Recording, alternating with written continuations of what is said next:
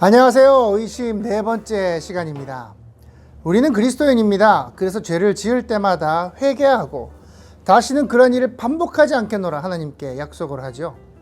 그런데 여러분들 어떻습니까? 아마 여전히 하나님께서 싫어하시는 행동들을 반복하고 있는 나 자신을 발견할 겁니다.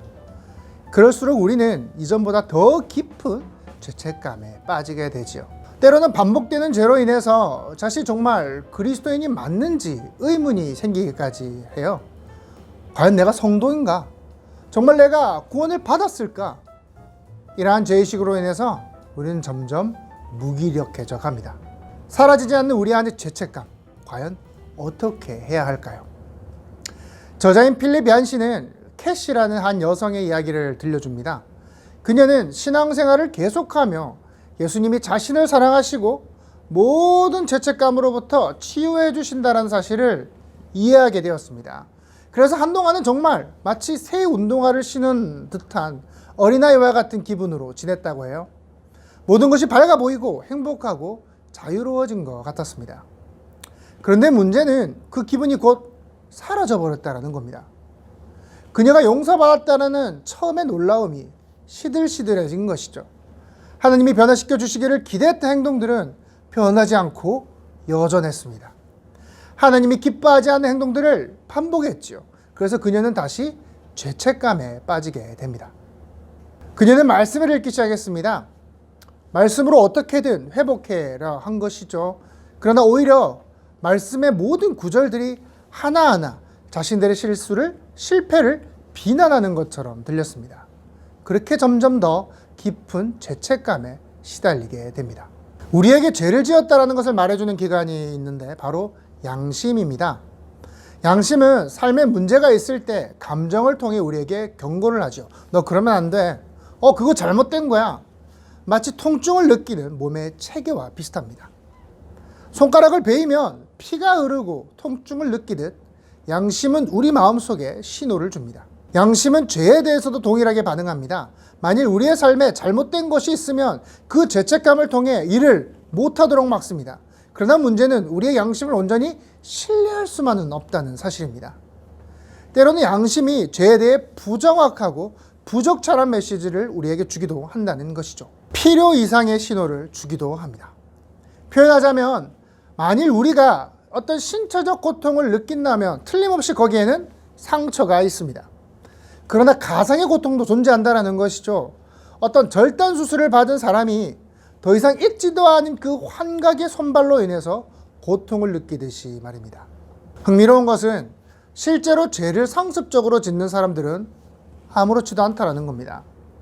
반복적으로 죄를 짓기 때문에 그러한 것들이 잘못된 것인지 전혀 인식하지 못해요. 양심의 가책을 느끼지 못한다고요. 그런데 여러분도 어떻습니까? 아마도 여러분들은 매번 죄를 지을 때마다 괴로우실 겁니다.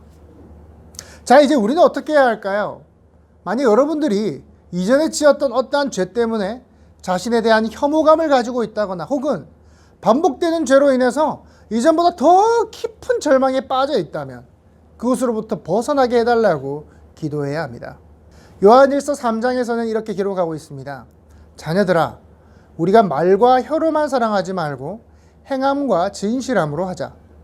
이로써 우리가 진리에 속한 줄을 알고 또 우리 마음을 주 앞에서 굳게 하리니 이는 우리 마음이 혹 우리를 책망할 일이 있어도 하나님은 우리 마음보다 크시고 모든 것을 아시기 때문이라. 자, 이 본문이 이야기하는 것은 이것입니다. 죄책감으로 인해서 무기력한 삶을 살지 말아라. 반복되는 죄로 인해 쓰러지지 마라. 너의 구원을 의심하지 마라. 오히려 적극적으로 사랑하며 순종해야 함을 이야기하는 것입니다. 삶으로 내가 구원받았음을 확인받아야 한다는 것이죠. 여러분, 죄책감이 있고 없고가 우리의 죄가 용서받았음을 증명하지 않습니다. 다른 사람을 사랑하며 말씀에 순종하는 삶이 우리의 죄가 용서받았음을 증명하는 것입니다. 분명 양심은 하나님이 만드신 소중한 정서 반응 체계입니다. 그러나 양심 자체가 하나님의 음성이라 할 수는 없어요. 때문에 양심이나 어떤 감정에 휘둘릴 것이 아니라 삶으로 나의 구원을 확인하라. 저자는 말하고 있습니다. 요한일서 1장 9절은 이렇게 말합니다. 만일 우리 죄를 자백하면 그는 미쁘시고 의로우사 우리 죄를 사하시며 우리를 모든 불의에서 깨끗하게 하실 것이요. 이 말씀이 요구하는 것은 우리의 고백이 진실해야 한다는 겁니다. 그렇게 고백하면 하나님 모든 죄에서 우리를 깨끗게 하신다는 사실을 분명히 밝히고 있습니다. 80%만 깨끗게 하신다거나 오랜 시간에 걸쳐 차츰차츰 깨끗게 하시는 것이 아닙니다. 바로 그 자리에서 즉시 여러분들을 깨끗게 하신다는 것이죠. 다르게 생각해 보면요, 우리가 죄책감으로 시달리는 것 또한 불순종이라는 거예요. 왜냐하면 하나님이 완전히 깨끗하게 하셨다는데 우리가 그렇지 않아, 난 아직 죄인이야 하고 하나님을 불신하는 것이기 때문입니다. 하나님이 잊으셨다는데 여러분이 그걸 기억하고 되새기며 계속 들추어내고 괴로워하는 것이죠. 여러분 기억하셔야 할 것이 있습니다. 그것은 여러분의 감정보다 하나님의 관점이 더 중요하다는 겁니다. 여러분이 여전히 자신이 죄인임을 괴로워한다 할지라도 하나님은 그렇지 않습니다. 이미 모든 것을 다 잊으셨습니다. 하나님은 여러분의 감정을 존중하시는 분이십니다.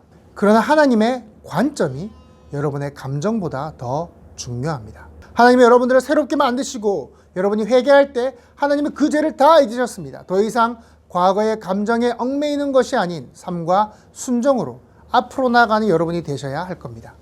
혹 여러분에게 반복하는 죄가 있다면, 그것 때문에 자신의 믿음과 구원이 의심된다면 그것을 괴로워할 시간에 성도가 마땅히 해야 할 일을 찾으시기를 바랍니다. 오늘 팀 모임에서는요, 평소 여러분으로 하여금 죄책감 들게 했던 것은 무엇인지 나누어 봅시다. 그리고 그 죄를 지었을 때 어떠한 감정이 들었는지를 나누어 봅시다. 한 가지 실전 사항이 있습니다. 여러분으로 하여금 죄책감을 주었던 그 죄 대신에 하나님을 위해 할 수 있는 일이 무엇이 있을까? 음란한 생각이 들 때 운동을 한다든지, 누군가를 비난하고 싶을 때 그 말을 멈추겠다든지, 무언가를 갖고자 하는 욕심이 생길 때 기부를 하겠다든지, 죄 대신 성도가 할 수 있는 일은 무엇인지 한번 생각해 봅시다. 그럼 다음 시간에 또 뵙겠습니다.